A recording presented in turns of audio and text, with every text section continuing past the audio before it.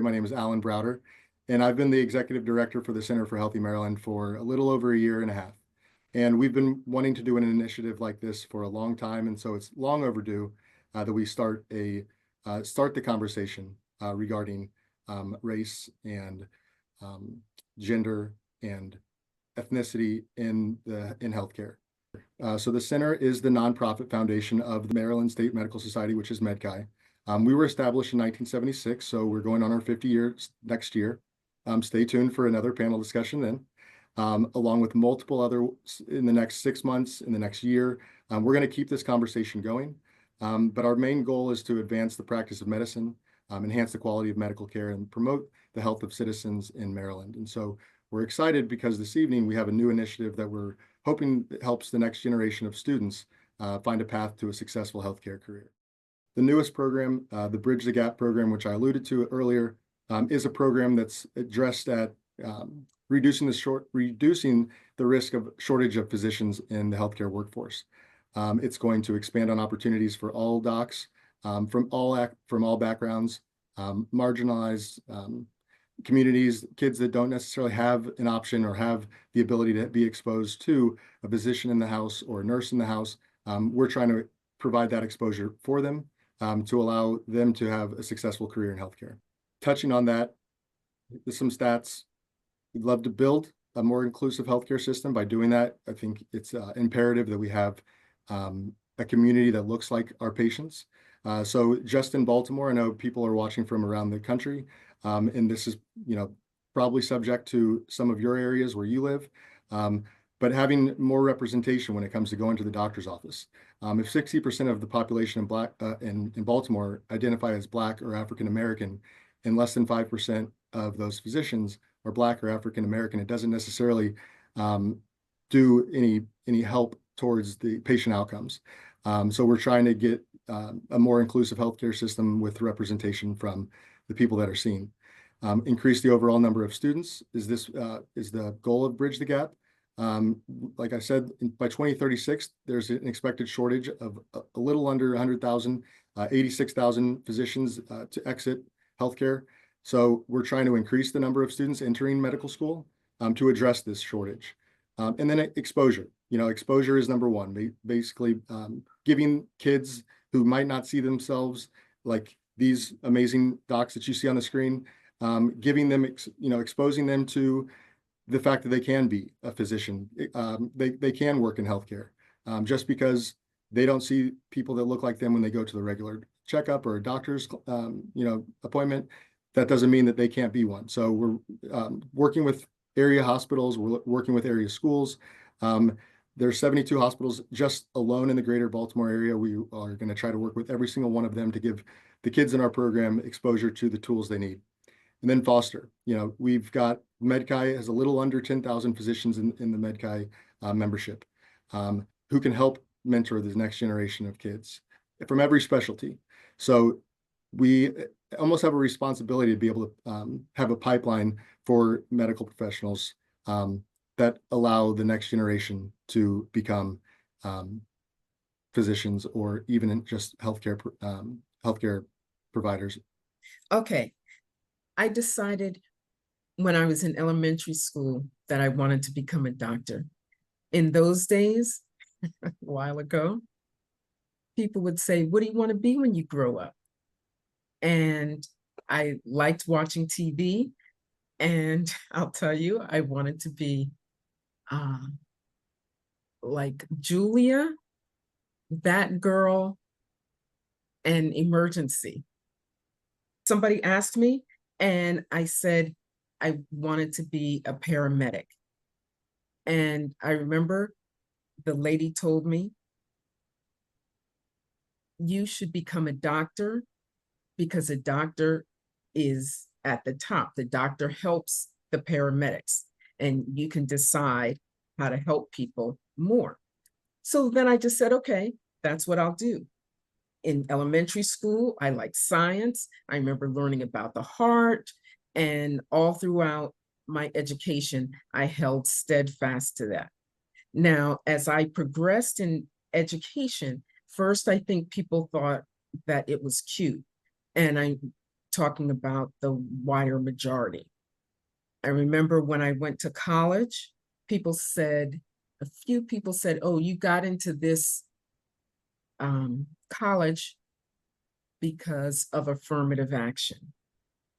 And then as I kept going up, there were more and more barriers, kind of disparaging remarks and things like that.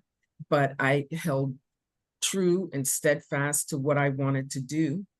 And I worked very hard. And I basically told men, women, and children that's what I wanted to do, whoever would listen. And I was happy to have a good support system. Next, we'll ask the same question to you, Dr. Stallings. I wasn't as ambitious as Renee when I was a child. Mine was a little bit more, I guess, off the cuff. When I was a sophomore in college, I met someone who was a man sitting on the steps between the gym and one of our academic buildings. Then this grown man was crying, and I was asking why he was crying, and he said because it wasn't fair that Blacks couldn't get into medicine. And we had this long discussion about the barriers and how difficult it was for minorities to become physicians. And at that time, I decided that's what I'll do. I'll just, since it's so hard, I'll go into medicine. The question that you asked, and you alluded to it in many of your comments, some of the barriers in going into medicine, and you were spot on. It's money. I was from an extremely, there's rich, upper class, upper middle class, lower middle class, and then poor. I was under that. We had no money, no resources, nothing.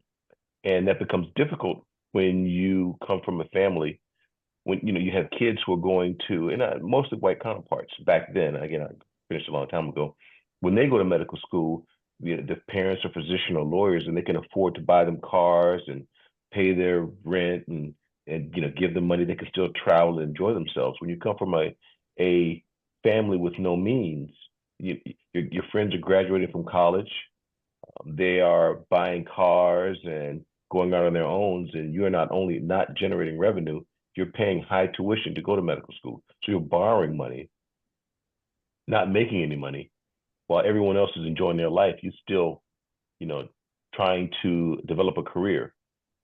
So that's one of the huge barriers. And I guess in that situation, though, you have to, how do you succeed in there? You just have to believe in yourself and decide that you're just going to overcome and grind it out. But again, my decision was kind of late in my college career. And the biggest barrier that I think many minorities, probably similar to myself, it's the monetary aspect of it. It's a very long path to travel with no money. And you have so many others who have unlimited resources to go to medical school. So when did you decide that you wanted to go into medicine, and what were your challenges, and what made you think you could succeed? I decided somewhere when I was maybe 14. My favorite dog died, and it hurt me. And I said to myself, this is not good. And I remember committing to myself that I would either be a chemical engineer or a physician. And I would definitely not be a biologist. So I went to chemical engineering school. No one believed me that I would be a physician. I just told them that that's what I'll do. Finished chemical engineering when I was 20 years old, and got married. Showed up in medical school with a kid, a stay-at-home wife, and promised scholarship money didn't show up. So one of the things that kept me going was the guy who interviewed me, Dr. Longmire, may God rest his soul. He was a biochemist. He told me, Bone, just know that all systems are made up of people. People make rules and people can change rules. So don't ever be afraid of rules. So I worked full-time for the first 2 years in medical school.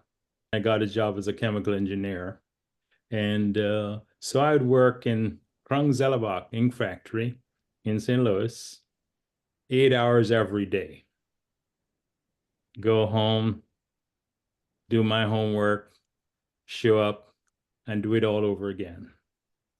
For 2 years, not knowing what I'll do when my clerkship would begin in my junior year. And money that was not available all of a sudden showed up. I expected it to show up. And I just say that, and by the way, I had a second child. So I had a wife and 2 kids, knowing that systems will bend to people. And the miracle of life is that it happens. And irrespective of how formidable the odds might seem, faith and looking around and pursuing the reality that you know you can create works miracles. And it's not until you rap at the door you realize that the door can open, even though it might appear to be a solid concrete wall. So it's trials and tribulations exist, but faith and will is a remarkable tool that will always work. That's my story. Thank you, Dr. Bo. Now I'm going to address Dr. Kelly with the same question. When did you decide you wanted to go into medicine, and what were some of the barriers and how did you overcome them? It's going last is you hear yourself in everyone's story. I never wanted to be anything other than a physician. I remember somebody asked me, and I wanted to initially be a pediatric cardiologist and neurologist. I didn't realize how much training went into actually doing that.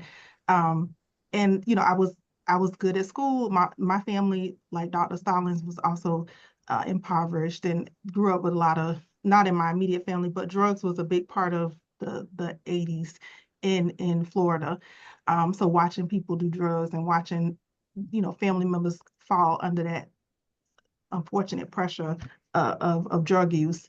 And then I had my own setback. So I was a teen parent. I had my first daughter when I was 15 years old. So, I'm very blessed. My mom never once told me I still couldn't be a doctor. She never let the naysayers get to me. A lot of people had a lot of things to say.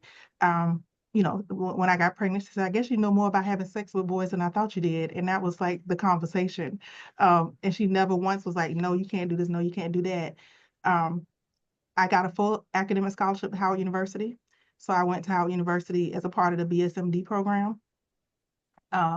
And I think the unique thing about going to Howard at that point was that I had been the only Black student in a lot of my classes. Like, I was the smart Black kid, but at Howard, everybody's a smart Black kid, right? Or a smart person of color. So then you had the opportunity to form your identity as who you really are.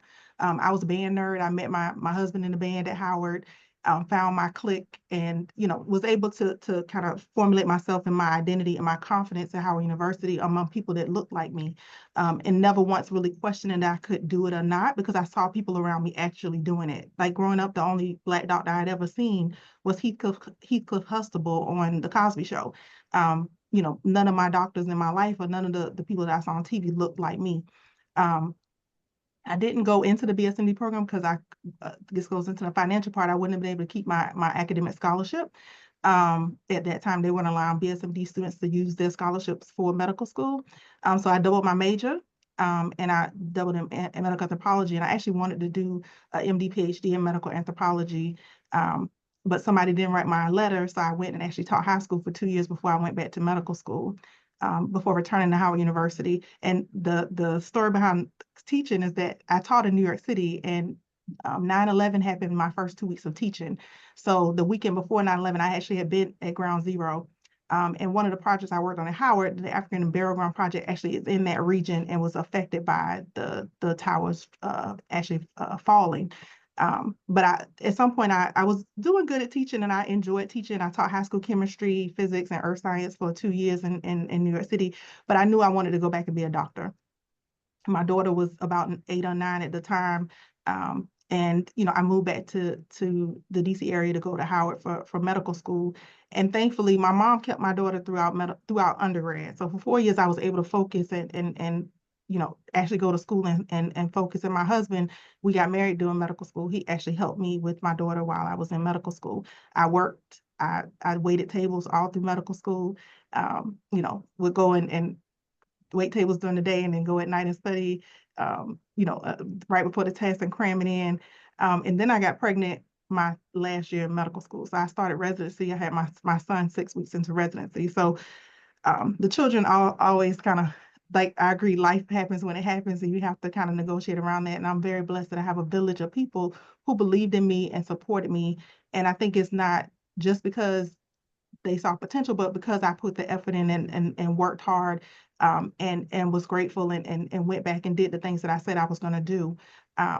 And now I try to do the same thing by lifting other people up in the same way, and also letting teen parents and teen moms and people in those communities know, like, just because you have a child doesn't mean you can't accomplish your dreams. You can't be who you want to be, but you have to be true to your word and make sure that you're doing the things that will leave a positive impact. Thank you very much, Dr. Kelly.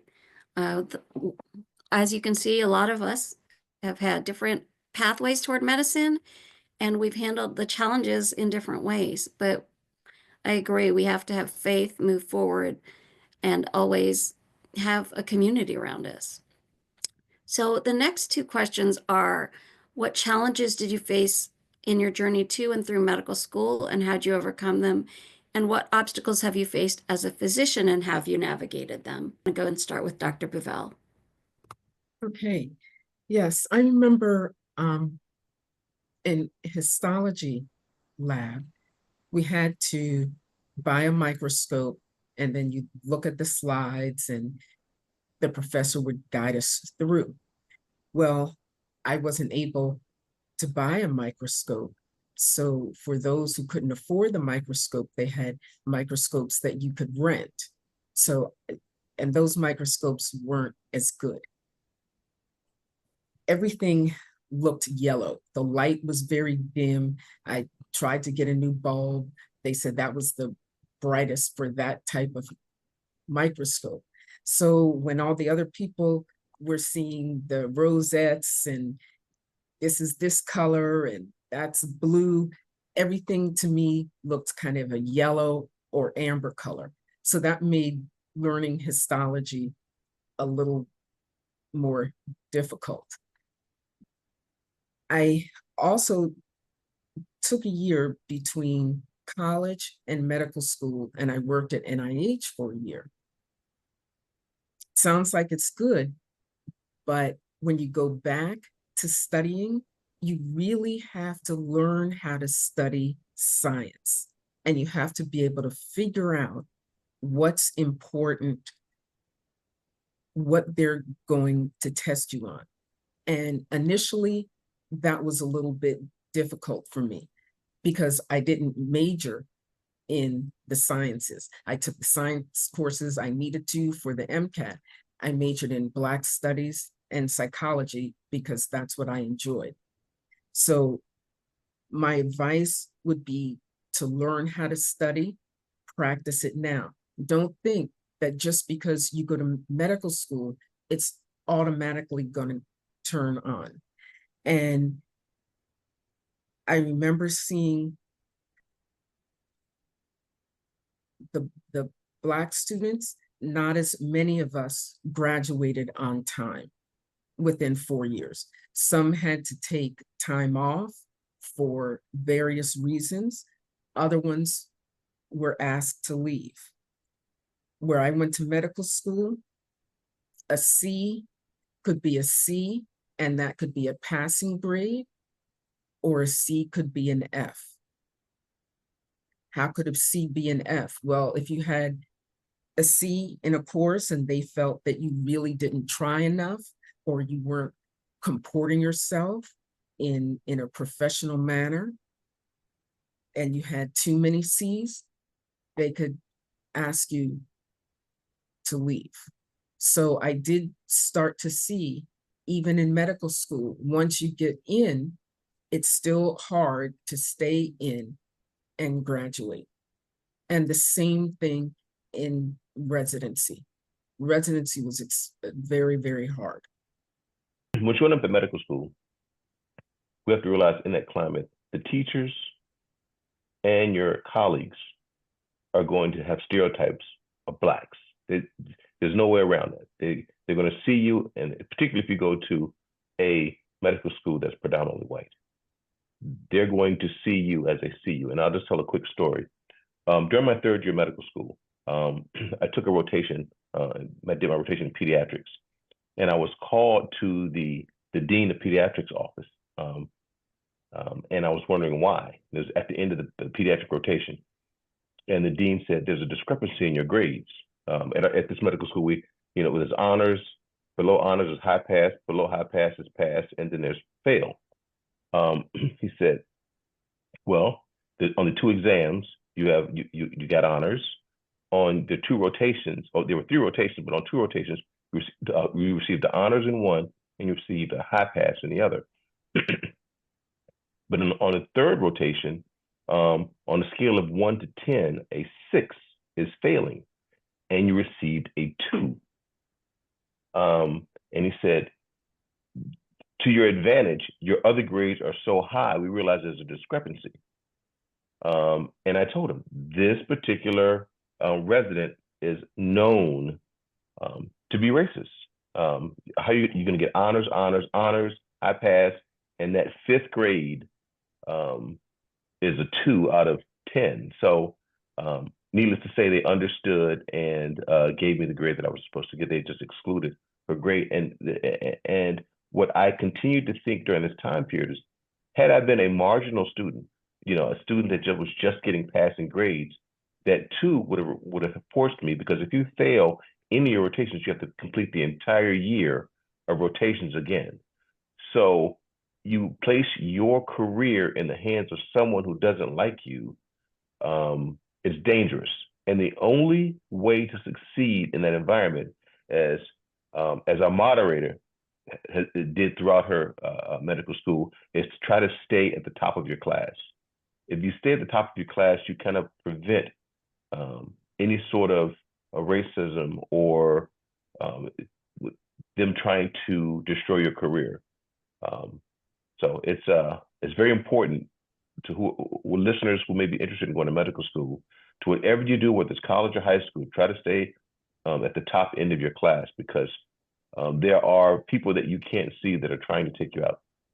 I was taking graduate classes on medical school, and the academic director called me in to say, "You're not evolved enough," meaning my race is not evolved enough to be in higher education, so he's going to fail me out. I said to him, "You go ahead and try. Not only have I outperformed your students, but I teach many of your students. So if you do that, there is no judge in the country who's going to believe that I failed out. You go ahead and try." But if I had not been getting A's and had not been known to be teaching other students, I would have lost my opportunities and I'd have been kicked out of school. And again, the biggest drama in medical school was my undergraduate medical school neurology, neuroscience. Neuroscience was supposed to be the toughest course in the second year. And it would begin at 1 o'clock to go until 4, and I would have to leave at 3 o'clock to go to work. It was a scale, and there would always have to be X number of students that had to flunk that class. I was flunked by 3 points, and which almost ended my medical career. Luckily, on the standardized part 2 of the boards, part 1 of the boards, I passed with flying colors. So what was to be done with 8 of us that allegedly flunked neuroscience, of which there were 4 persons of color and 2 women. And they sent us away to repeat the course for that summer. Luckily, all of us passed the repeat course with flying colors, with the question being, why were we sent to take this course? But again, all that really points out is that you're dealing with human beings in an organization, and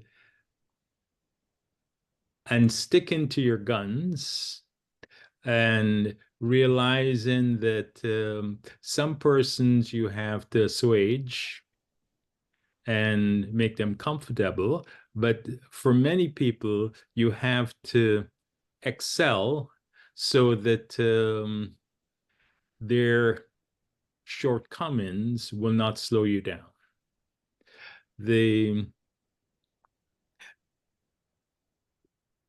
After leaving medical school, the other big thing is I did a stint at NIH for 2 years as a researcher.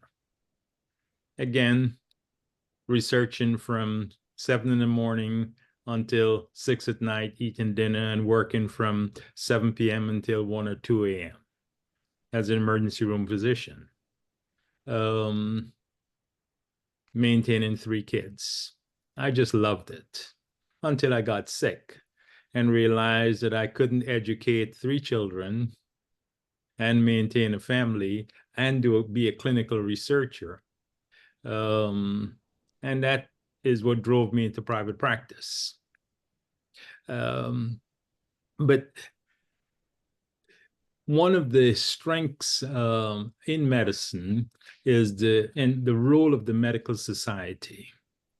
So the medical society, which I was first introduced to in St. Louis by Dr. Richard Ryder, who took me there as an intern and says, all of my residents will join the medical society as an intern, fresh out of medical school.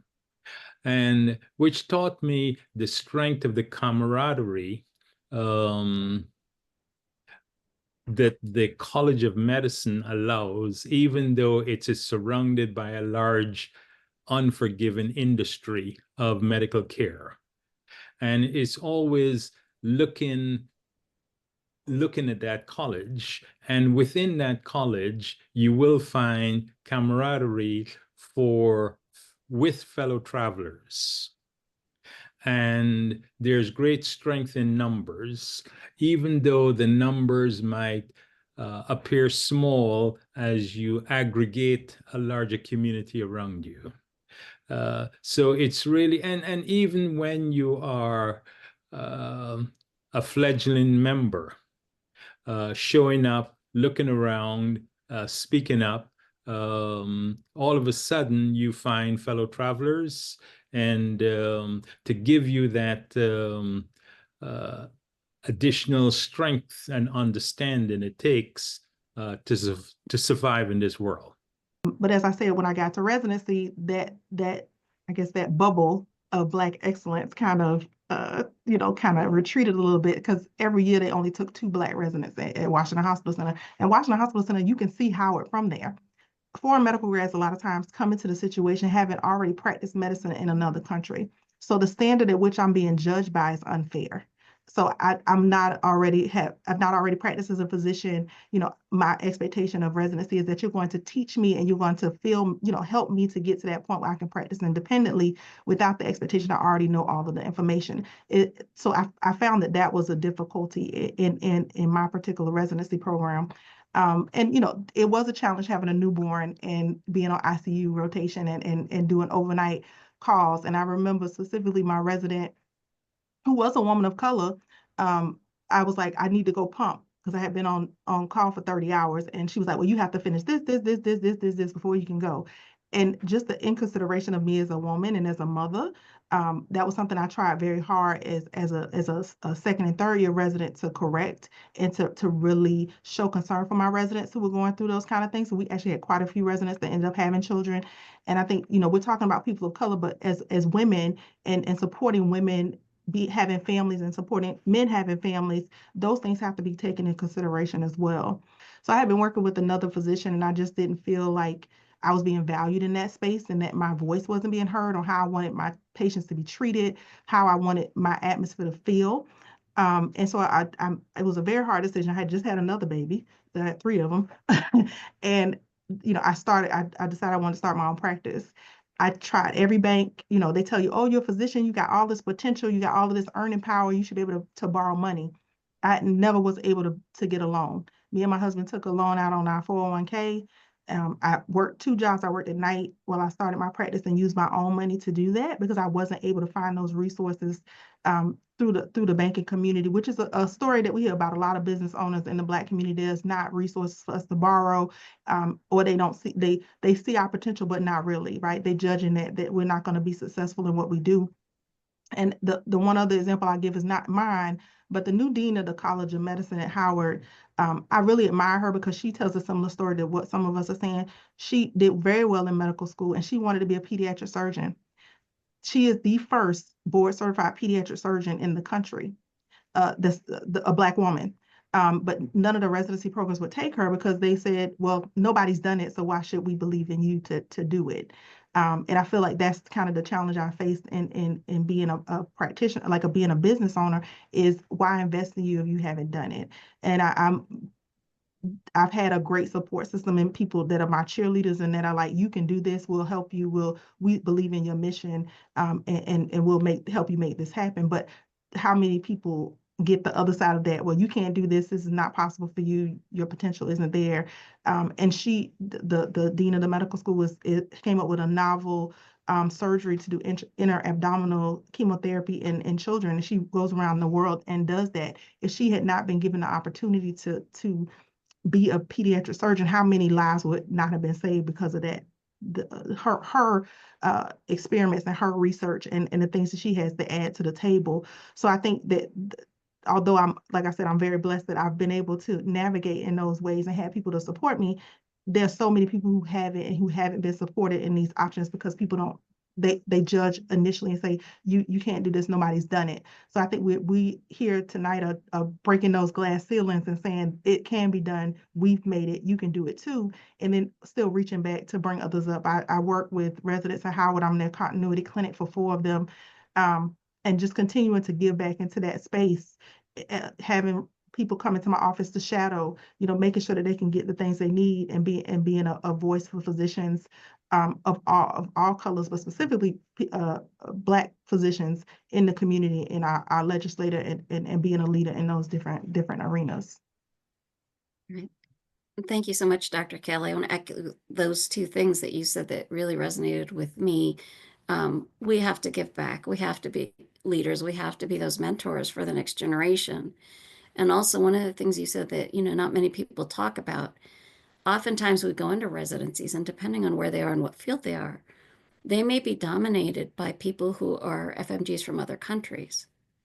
And they have entirely different needs, challenges, and concerns than we do. But oftentimes they're, like you had, the majority of the residency program or a significant percentage. So that's an interesting statistic that when we can't seem to get enough Black and other underrepresented minorities in medicine, but we can bring in people from other countries, that's sort of telling in a way. Okay, so now go on to the next question is about what challenges did you face as a physician and how did you navigate them?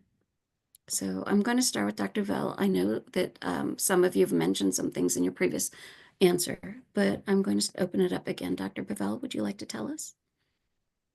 Sure. I had similar experiences to Dr. Kelly. I never expected to have my own practice. I always thought I would work with other doctors, other ophthalmologists, and see my neighbors and things like that. I didn't really have a concept of insurance and how insurance it really is the decision maker in how you're able to gain patients and sometimes even treat patients. I worked as a LASIK physician, and I did enjoy that. But then I realized I missed treating the whole, I was going to say the whole patient, but rather the whole eye. The whole eye. And so I said I wanted to work back in my hometown, which is here in DC. And I worked at DC General for a while until it closed. And then I started doing locums work in private practices. And then it was like, hey, that's not going to work anymore. And you could say I wasn't asked to leave, but it just ended up like that. And so I started my practice, and like Dr. Kelly, it was difficult. I started my practice in 2005.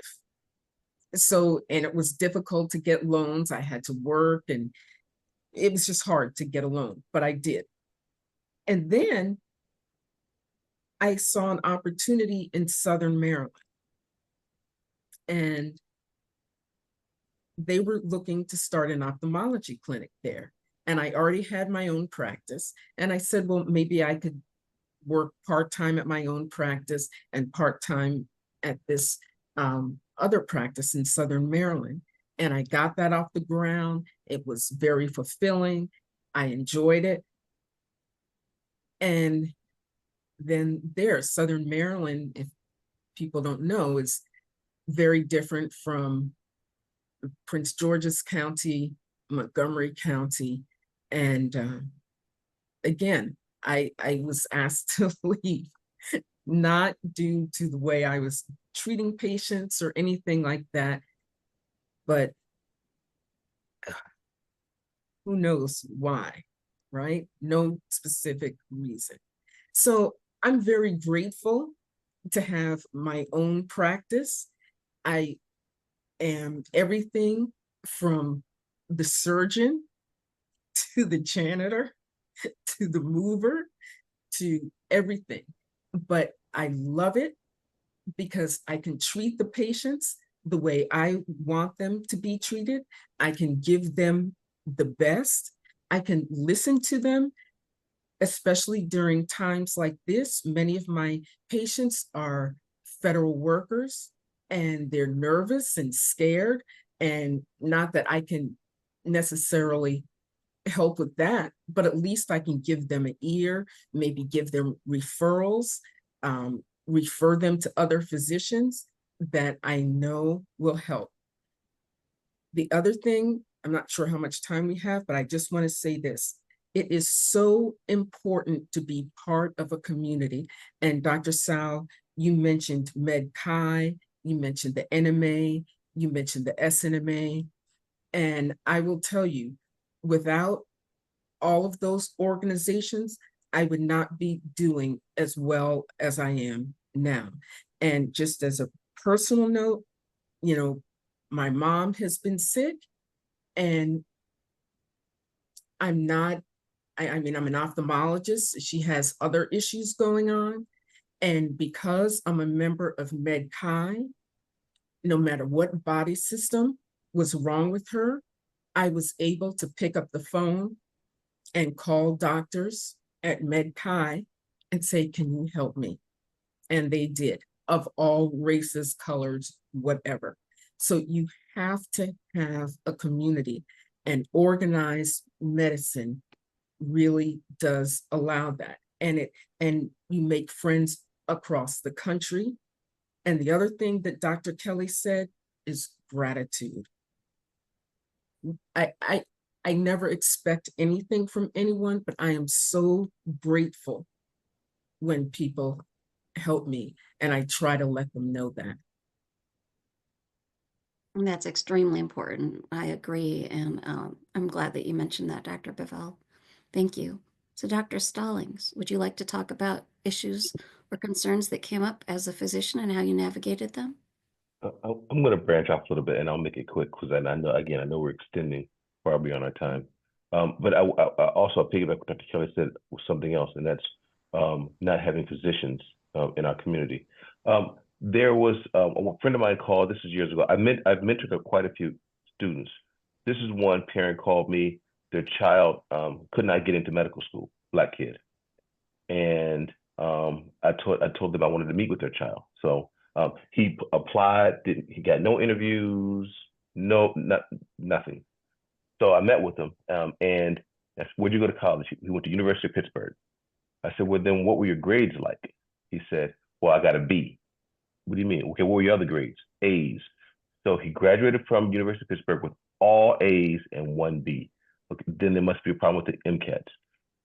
What's the issue with your MCAT score? He finished in the 96th percentile. So he had an incredible resume, no interviews. So I told him, come talk to me. I'm going to interview you tomorrow. Come as you address, as you as you're going, you want to get interviewed for medical school. He came in some sliders, a pair of jeans, and a jacket. Just didn't know any better. So he didn't understand the process of actually going through medical school. I worked with this kid for 2 months.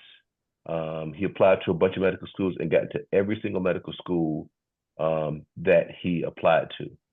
And I say that if there are any listeners who are on the call who may have difficulty in navigating the process of getting into medical school, try to reach out to someone or even MedChi to find someone that can potentially help you navigate the process, because sometimes it's not grades or it's not your MCAT score. It's something else that you may not, something tangible that you can't put your hands on. So again, utilize MedChi as a resource for young people if they're on this call who are trying to get into medical school, because people who have done it may have a little bit more insight in how to do it. Thank you, Dr. Stallings. Now, Dr. Bone, would you like to speak with us about the challenges as a physician and how you navigate them? I real quick only want to be the provider of more time. 10 more minutes. The Q&A, I understand we want the Q&A, but you guys, the panel has been phenomenal, and everything everybody's said has been unbelievable. So I don't think the Q&A necessarily needs to be a part of this. We'll take questions via email, but continue your talk, and you guys have an extra at least 15 minutes. All right, thank you. Dr. Bone, You're on mute. Can you mute yourself? Thank you. An ongoing problem is recognizing how societies change and yet how they remain the same. So Dr. Stallings mentioned dress, attitude, presentation is a lot of what medicine is. Which brings to mind when I first got into practice, I requested to be mentored by a retired executive. So I was sitting in my office and he came in and he said, "Where's the doctor?" I said, "You're looking at him." He said, "Are you sure?" He says, "You don't look like a doctor." I didn't have on a white coat. I was too young. I was too clean shaven. I didn't present the image.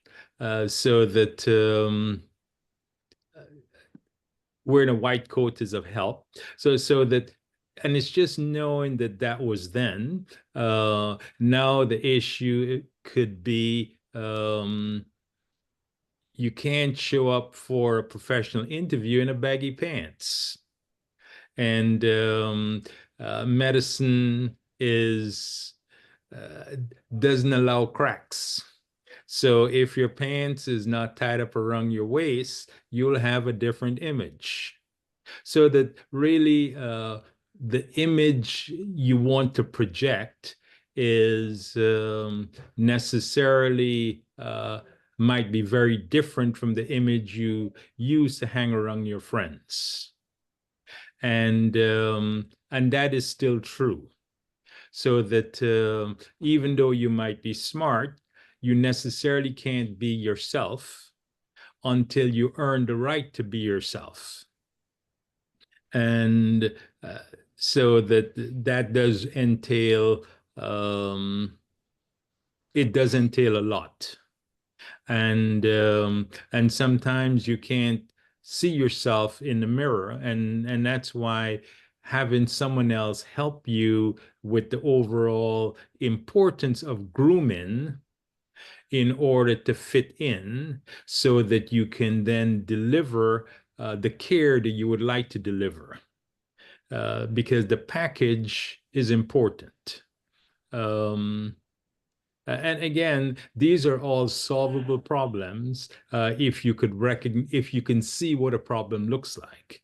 And quite often, the hardest part of a problem is recognizing the problem.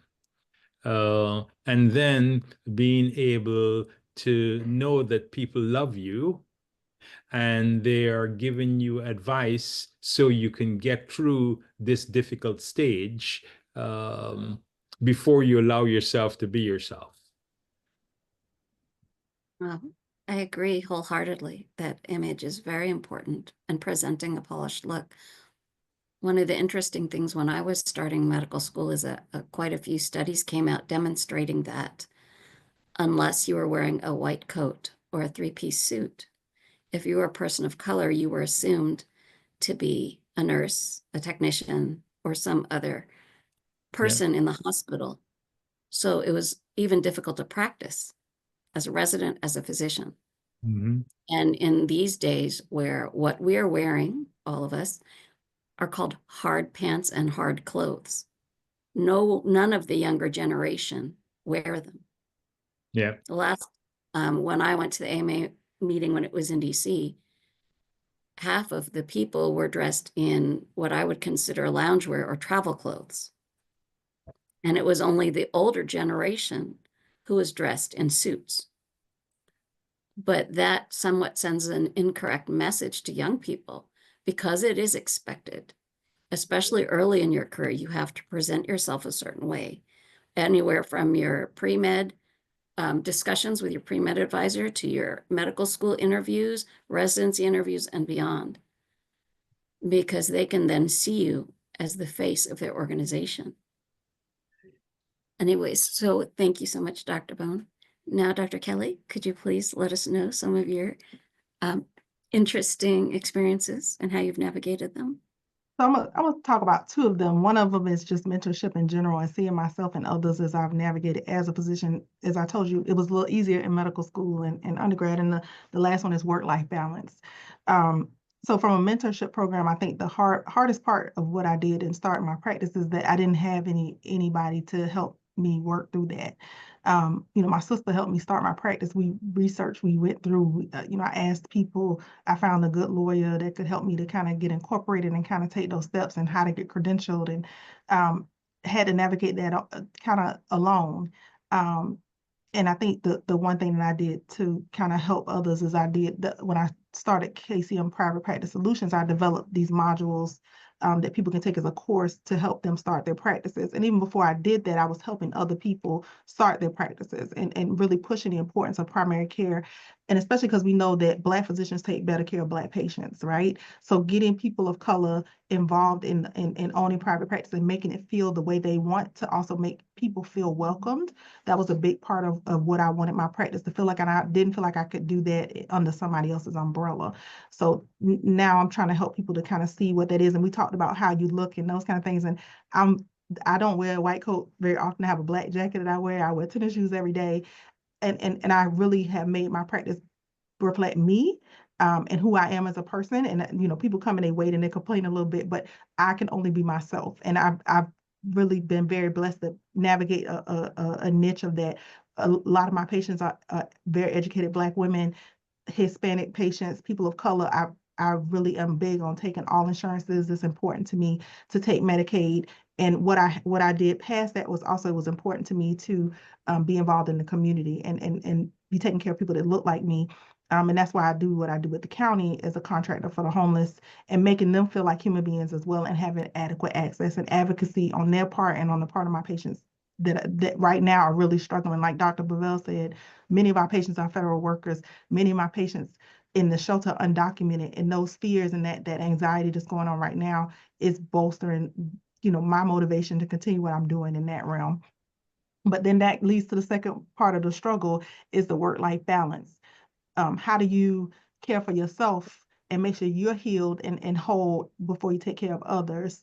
And just a little bit about my story, I had gotten up to about 300 pounds, and I just felt like I was unwell because I was doing all this stuff for other people and not really taking care of myself. And also, I wasn't being a good example for my patients. I wasn't leading in a way of leading by example for them. And I really had to make some choices on how I navigate to make sure I'm healthy and whole. And it kind of leads to what the center is talking about doing too. Like, we have to take care of ourselves as physicians, especially Black physicians, especially women physicians, because our traumas are many. Like, we listening to everybody talk about what they've been through and what how they've navigated, and the treacherous road that we've had to go through to get here. And we don't give ourselves some grace sometimes to heal from those traumas, and to really, kind of find that mind space and really be a part of community outside of medicine. And so I really try to be intentional when I go home. I'm really busy all the time. When I go home, I sit with my kids. My son is autistic, so I let him, he asked me today when I was sitting there for lunch, he asked me a million questions about how many movies I saw. But it's important for me to be present for that, because I won't get to have that conversation again with him. Making sure that me and my husband have a relationship, because that's going to be important. Making sure that I have a friend group that supports me. Making sure that I take time off. And I've been very liberal with my time off to a certain extent, but I feel like that's the way that I can decompress. And especially in our current kind of societal stress that's going on, we have to make sure that we as physicians are taking time for ourselves and healing ourselves. And it took me some time to be able to kind of look at that from a different perspective. And I think being at 300 pounds and feeling unwell and feeling like I was going to die in my body made me kind of be like, okay, I got to take a step back. I got to, I'm trying to also step back from certain things, so I could, the things I really care about, I'm still a big part of, but taking a step back and really finding out what's important to me. Because, we aging every day by putting the stress of taking care of other people on our plate. And a lot of us, if we talk about this cycle of poverty, we're taking care of our families still. My mom, unfortunately, just passed away in October. But I was taking care of her. Me and my husband bought a house in Georgia for her. Like, we pay all the bills in the house, like those kind of things. So we're having problems making generational wealth, because we're still taking care of lifting up those that we care about, because there's no foundation there already to help us on our journey. So I think those two things have really been big for me in trying to navigate, is make sure I'm providing mentorship, being a leader for my patients, and an example for my patients of taking care of themselves, and also finding my work-life balance and not getting to that stage of burnout. Thank you so much, Dr. Kelly. The KCM Private Practice Solutions is a wonderful wealth of knowledge, and I think it'll help a lot of people. I also want to just mention one thing that you talked about, and how it's important to have African-American doctors for African-American patients. So in my public health career, what we were taught was, if you go to Africa and you provide a pill, a medication to a patient, they won't take it, because of the counterfeit that's so commonplace there, that unless you give it as an injection, they don't believe you're a real doctor. And then they're termed non-compliant when they come to the US and they don't follow. So understanding the culture is extremely important.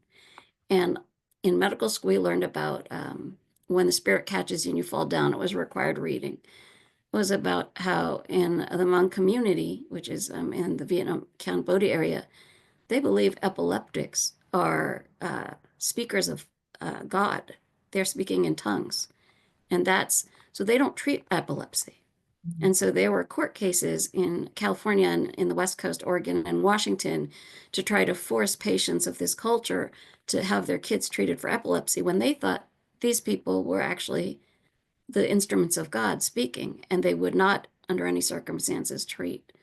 So these kind of things are interesting, but there was very little time that I was ever taught anything about how important that is for the African American community, the Latin American community, and the Asian American community in the States.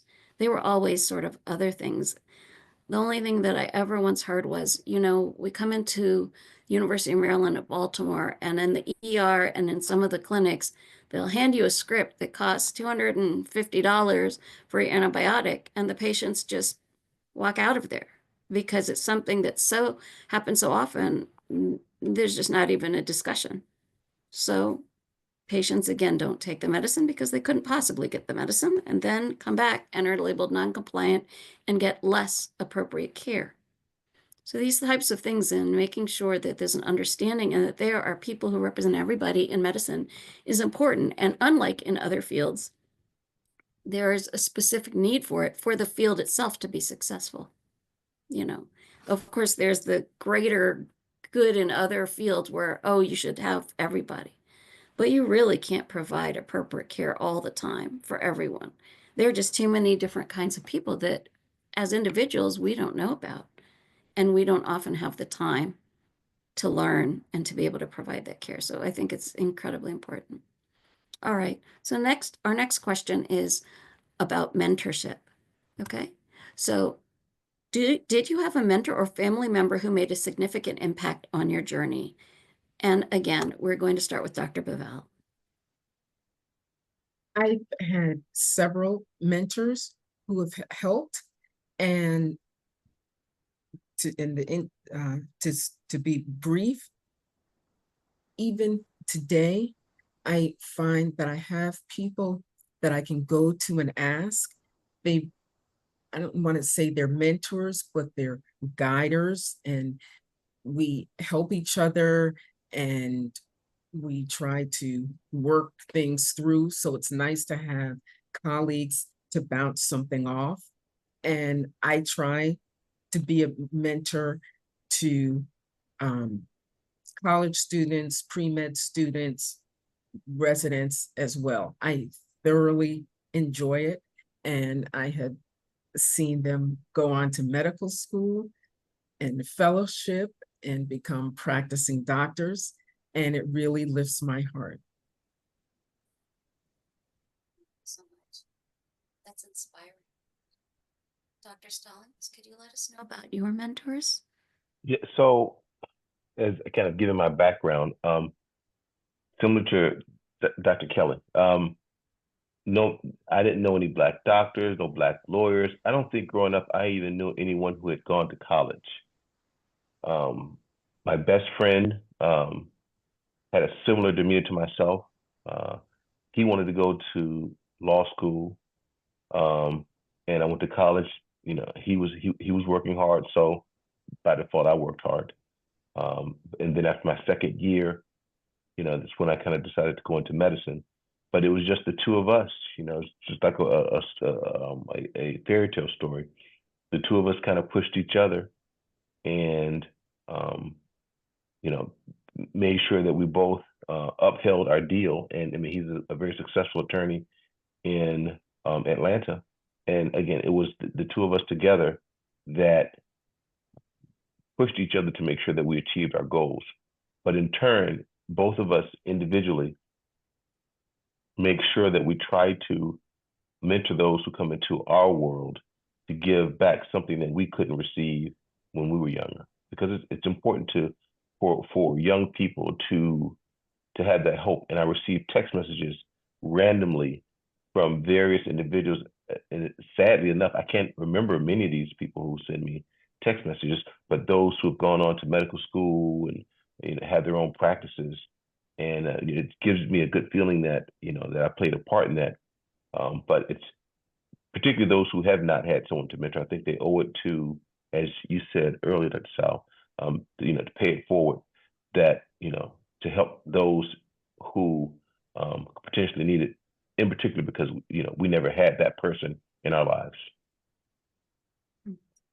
Thank you. It's very important to have mentors and very important for us to pay it forward, as you said. Dr. Kelly, would you like to tell us about some of your mentors? Sure. So the big two, I mean, I talked a lot about my mom. I think my mom was instrumental in me getting to where I am. I had the opportunity to speak at her funeral in October, and I think the one thing I wanted people to know is like, even with my shortcomings with having a baby, with all those things, my mom always stood by my side and again never told me that I couldn't do it. And I tell people the story when I had decided that I was gonna start my own practice, I just remember feeling lost and being really upset. And I called my mom and she prayed with me.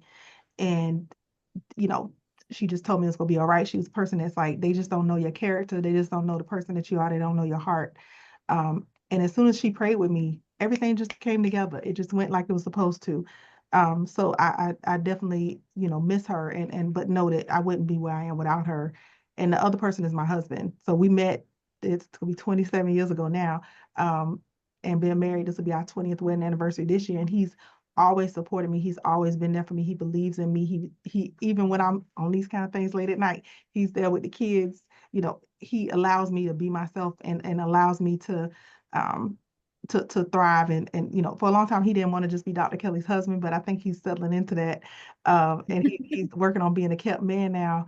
Uh, so I think that you having those people in your life and that are rocks for you. They're not in medicine, but everything can't be medicine. Like one time he was just being really nice to me. And I was like, why are you being so nice to me? This is odd. He was like, I know you got stress at work. I don't want you to have stress at home. So having that village of people that really support me and believe in me is the reason I'm able to do the things that I do. And going back to my mom, I just think her faith and her way that she treated people, she wanted to make sure that if you came into her space and you needed something, that you got what you needed and you felt loved and heard.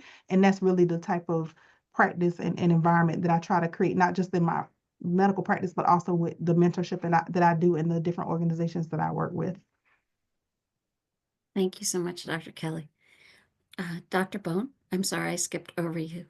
The screens are moving around. And would you like, you're on mute again. Could you please unmute yourself and let us know about your mentors? It was not a skip. The one thing I wanted to allude to is as caregivers, the most important aspect of caregiving is the concept of the attending physician. And an attending physician pays attention. And as you pay attention, you actually see beyond, you see the patient as the patient presents itself, and you understand the patient in their particular situation. And that's what I try to aspire to. And that is what I think allows us to overcome many of our boundaries. But that's an aside. In terms of mentors, it all began with my high school teacher, Mr. Rudy Luck. Mr. Luck graduated law school at the age of 19 and decided not to be a lawyer. He was going to teach math. And he wore one pair of pants and never changed his pair of pants. And I would always be there for all of his students. And I just love geometry, and I love Mr. Luck. And he basically just allowed me to overcome myself, to escape being a statistic.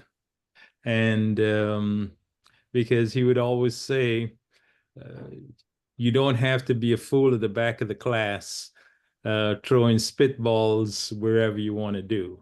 And that actually helped me to go sit in the front of the class and pay attention. And then there was Dr. Bernard Hugenboom, taught chemistry. And he, again, stressed the importance of not over excelling, but not underperforming. That fine balance between always having to be a super number one. And he reassured me being a solid number two is not a bad position. But you definitely shouldn't be a number three. And that kind of guidance has actually helped me throughout my life to, again, maintain that work-life balance so that you leave space for the other aspects of life. It's because we as people of color always feel that we have to compensate, overcompensate, double compensate just to make up for lack of, which is a trap. And because once you get in there, there's no end to overcompensation. So that's one thing that that I've always kept with me as a North Star, so that you don't get lost in performance. That's my story. I think both are very important points about having these mentors, and also what you just said as well. I remember, there will always be times that we face difficulties, and there will be people who don't support us, but then there'll be those people who bring us up and help us, even if we didn't think of them as mentors at first. Yes. But they become people who are central in our lives and give us things that we can fall back on. Thank you. So our last question for the panel is, throughout your career, what changes have you seen in the diversity of medicine, and what gives you hope for the future? We're going to start with Dr. Bovelle. I want to make sure, do we have time, Allan? So I think we might be short on time. We are short on time and people are dropping, but this is being recorded. So I'd like everybody to answer this question. And again, thanks. This has been. And Allan, also, I want to thank you for putting this program on. I think you did a wonderful job putting this together. Great topic. And I know this required a lot of energy. So again, kudos to you for considering the topic and bringing it to life.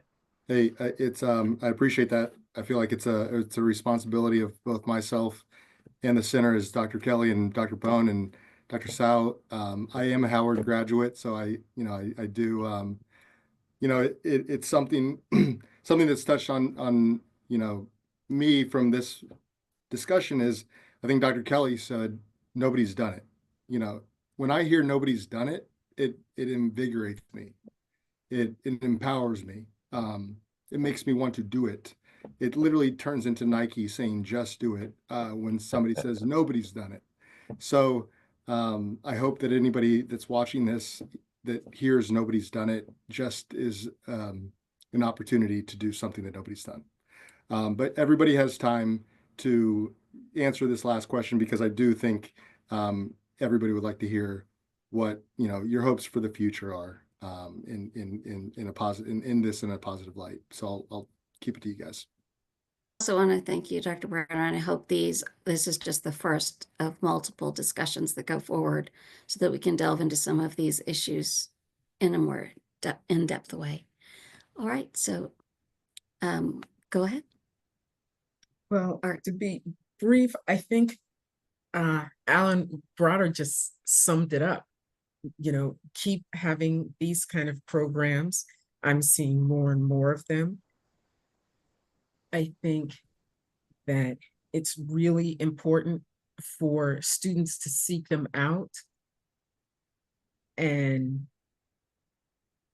when you find someone who's willing to help you, listen and just listen. Don't think that you know it. Just take the time and listen and be appreciative of the time.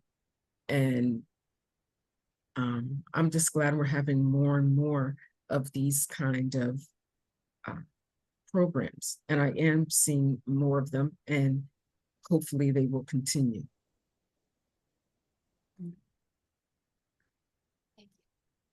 Dr. Stallings? Yeah, I'll make this brief. When I first started a million years ago, I was told by a number of Black physicians, don't go into radiology. You can't go into radiology because there are no Blacks in radiology and you can't potentially have a practice to do whatever.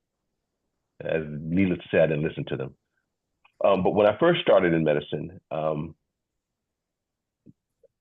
the doing invasive procedures, I would go into a patient's room and they would say, no harm, I don't mean any disrespect, but I would rather have a white doctor.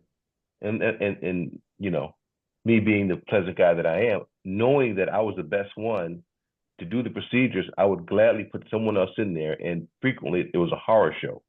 And you know, they got what they deserved. I hate to put it that way. You wanted someone else, that's what you got.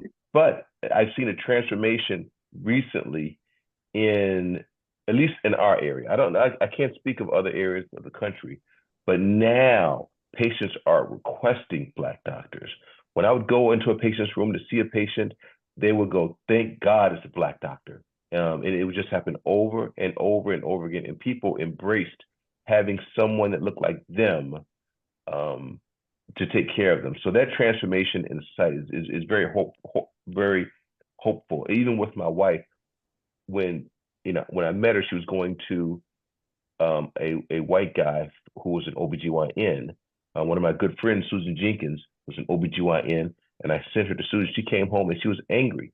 And she was angry because she said she couldn't believe that she spent all this time going to someone who really didn't care about her when she could have been going to someone who cares about her.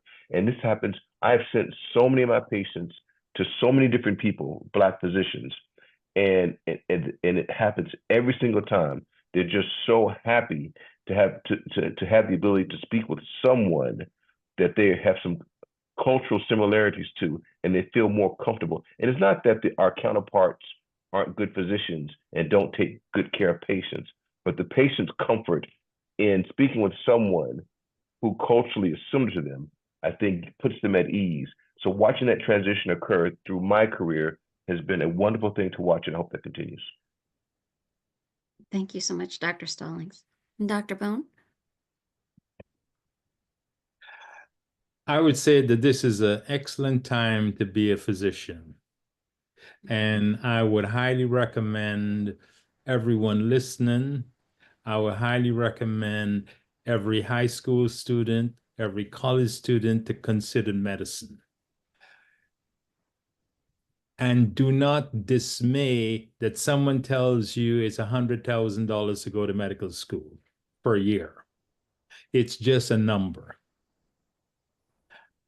Right now, there are more and more free medical schools, which would be unheard of 20 and 30 years ago. And I could see even more schools becoming free.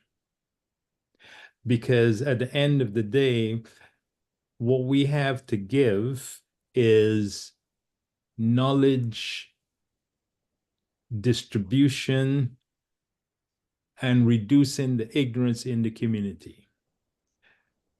Healthcare is a right. And the miraculous thing that never ceases to amaze me is why African Americans get sick. We, and actually Americans in general, we are a select group of humanity. All of us came here either walking on a terrible ship or being chased out from where we were. We are a select group. All the people who could not stand being crowded, starved, beaten, talked bad about, they're dead. So that the fact that we're here means that we have been selected to survive. And money is not our problem. So all I can say is this is a great time to be a doctor. Rap at the door, shake the foundations, the doors will open. And what ties all five of us together is that we happen to shake the foundations when the foundations appear to be harder. And and at any time, foundations and structures all appear firm and unshakable. But in actual fact, they're just as weak as a piece of paper in the wind. So that's my testimony. Thank you, Dr. Vone. Very picturesque and very inspiring. Thank you. Dr. Kelly? I think what's giving me hope is that the conversation is national now, right? Like we're not just having these conversations on the importance of Black doctors and Black patients, or we're seeing it in the media. We're seeing it in social media has it's been a blessing and a curse in certain ways. Like none of us like the Google Docs that are out there when they come in and see us as patients, but I think that we're able to be in TikToks and we're able to have Black doctors that are on a national stage and kind of be up front. And we're also seeing philanthropists and other people supporting medical schools that are fostering Black doctors. And like I said, I'm uniquely positioned as immediate past president for the Howard University Medical Alumni Association to see some of that in action and see how the Bloomberg grants and her name is blanking me, the Amazon wife, Bezos, how she came in and has offered, support of these initiatives and looking at how we can better serve our communities and access for everyone. So I think that's what's giving me hope is that no matter what the current climate is, it never ends well for the bully. It never ends well for the tyrant. History has shown us that, and we are at a time where we have to continue to fight. And I see the fight in people. So I'm hoping that continues and that, healthcare equity and like Dr. Bone said, healthcare is a right and that people will continue to stand up for that long term. Thank you so much, Dr. Kelly. So now we've come to the end of our questions. I want to bring up a few points because I think there might be people who have concerns about the climate now and how that may impact us in terms of being able to support diversity, in terms of what may happen in medical schools. But I'd like to say one of the things is so far, in terms of diversity, one of the few fields out there where they haven't backed down from supporting diversity and these initiatives is medicine. Front page, AAMC, AMA, they all are continuing these initiatives, and they've all advocated incredibly well to all of our congresspersons that this is important in our field. So we still have this wonderful area where we can really bring up all of those URMs around us. I want to share in terms of my own changes that I've seen that are really positive. I come up from an Asian background, born in the States, raised when there were almost no people who looked like me around. And when I was growing up, I come from a mom and dad who have histories of doctors in the family. But let me tell you, when we moved to Maryland, all of the Asian people around said, "Why are you going into medicine? You're a woman." Nobody supported me other than my parents. People would come over to specifically say, "Can I speak to your daughter? Because really she should be getting married and having a kid, not worrying about a career. She's got her master's, just let her go and do this," and that's it. So it was tough.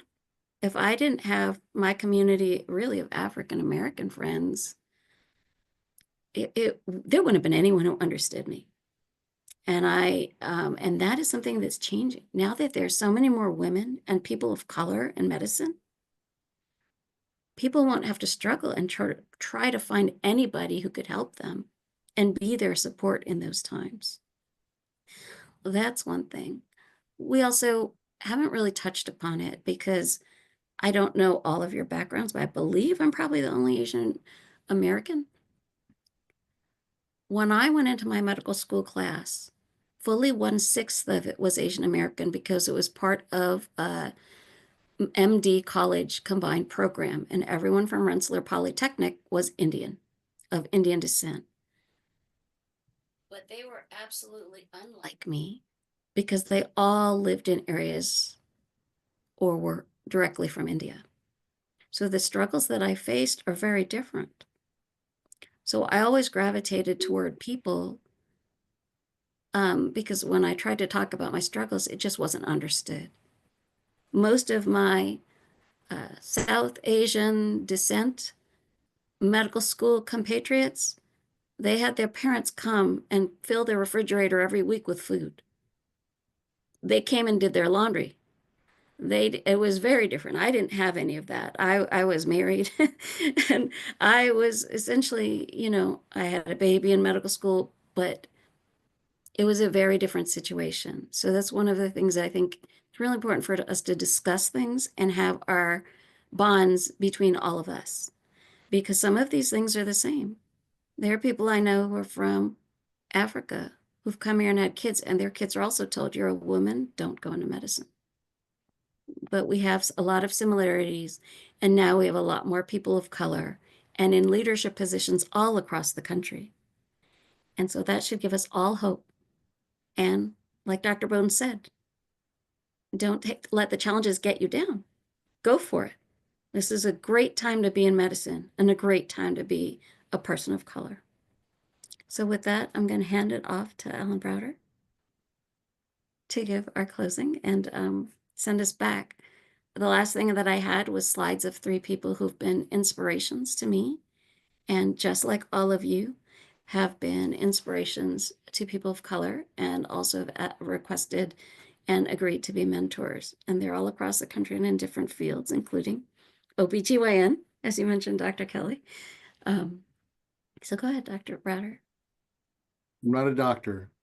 No, sorry. That's I play that, one on Allan, TV. hey, Mr. Allan I Browder. did not go through the same things that you did. But I do want to say this is just the beginning. As everybody's mentioned, this is just the beginning of the conversation that the center will provide.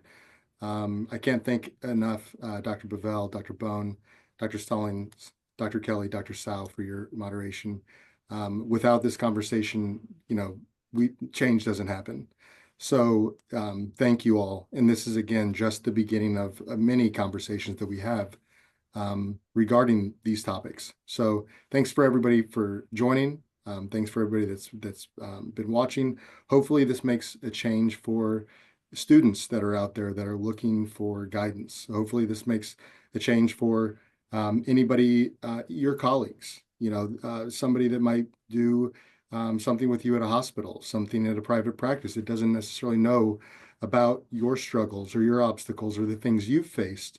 I think that's the biggest part of what this conversation does, is understand the other side, the person that you respect, you admire, but don't necessarily know how they got there. So this is just, again, the beginning of a long journey that the center is going to be having in promoting mentorship and bridging that gap between these fine physicians that have shared their stories and students that might have questions or struggles. So can't thank you everybody enough.